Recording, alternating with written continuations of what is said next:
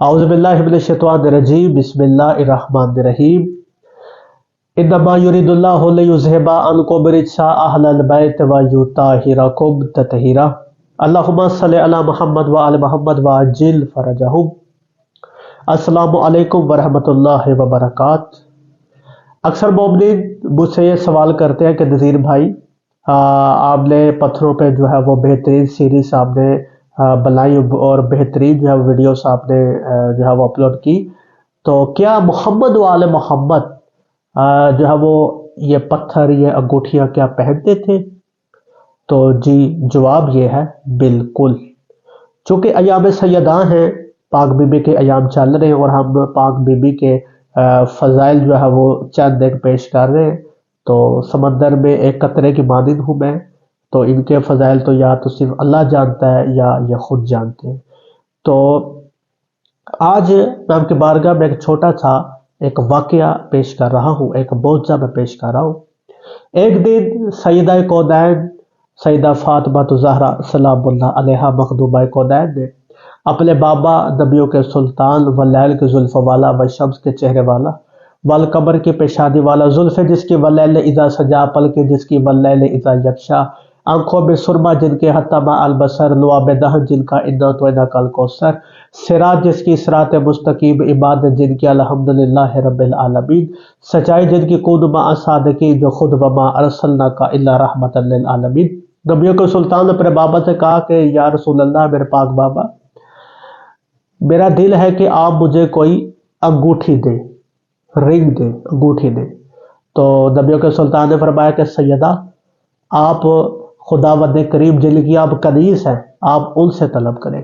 سیدہ فرماتی ہے کہ میں نے مصلی پر آئی اور مصلی پہ آ کے میں نے دعا کی تو جیسا کہ میں پچھلی ویڈیو میں کہہ چکا ہوں کہ بی پاک کا لقب ہے محدثہ، یعنی سیدہ وہ ہیں جن سے خدا براہ راست گفتگو کرتا ہے۔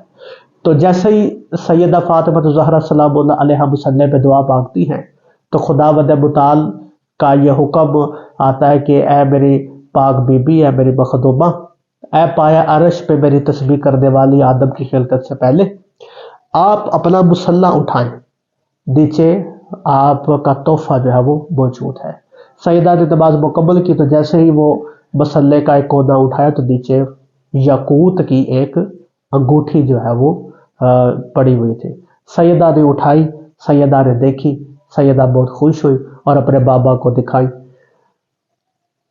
چند لمحوں کے بعد جب سیدہ آرام کرنے کے لیے اپنے نورانی بستر پر پہنچی تو سیدہ نے جب آرام کیا تو سیدہ نے خواب میں دیکھا کہ وہ جنت میں موجود ہے اور سیدہ کے سامنے تین جو ہے وہ یاقوت کے محل ہیں۔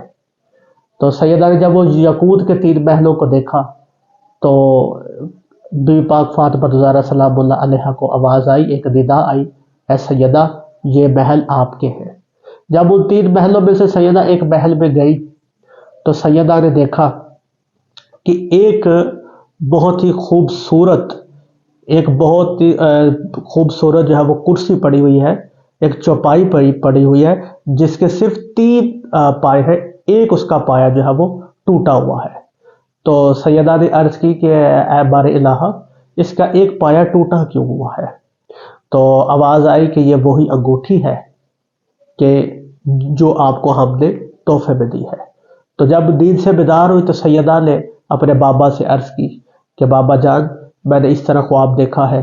تو نبیوں کے سلطان نے فرمایا کہ خداوند متعال نے جو کہا وہی حقیقت ہے کہ وہ جو پایا ہے اس پائے کی انگوٹھی جو ہے وہ آپ کو دی گئی ہے کہ سیدہ یہ دنیا ہمارے لیے ہے ہی نہیں، ہمارے لیے جنت ہے اور ہمارے شیعوں کے لیے بھی جنت ہے۔ آپ کو جو انگوٹھی دی گئی ہے وہ اس پائے سے جو ہے وہ بنی ہوئی انگوٹھی ہے۔ تو سیدہ فرماتی ہے کہ میں چاہتی ہوں کہ وہ پایا بالکل ٹھیک ہو جائے۔ تو نبیوں کے سلطان نے فرمایا کہ آپ مصلی کے نیچے دوبارہ وہ انگوٹھی رکھ دیں۔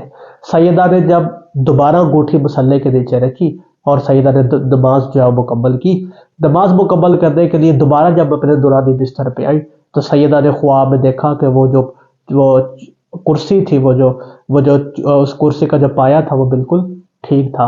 تو سیدہ نے وہ مسکرائی اور سیدہ نے دیکھا کہ وہ پایا بالکل ٹھیک ہو چکا ہے۔ یعنی اس واقعے سے ہمیں یہ سبق ملتا ہے کہ یہ جو یاقوت ہے، یہ جو فروزہ ہے، یہ جو ہم پتھر پہنتے ہیں، محمد والے محمد بھی اپنی انگلی میں پتھر پیدا کرتے تھے. خداوند متعال باقاعدہ طور پہ جنت سے ان کے لیے تحفہ بھیجا کرتے تھے. چونکہ ان کو ان چیزوں کی غرض نہیں، تو اس وجہ سے ان کے نزدیک خداوند متعال کی رضا جو ہے وہ ضروری ہے. تو ہم سیرت محمد والے محمد کے تحت عمل کرنے والے لوگ ہیں، تو چونکہ محمد والے محمد پہنتے تھے تو شیعہ حیدر کرار کو بھی پہننے چاہیے. وہ ہر پتھر کی اپنی اپنی تاثیر ہے. اپنی دعا میں یاد رکھیے گا. ملتے ہیں دوسری ویڈیو میں. خدا حافظ.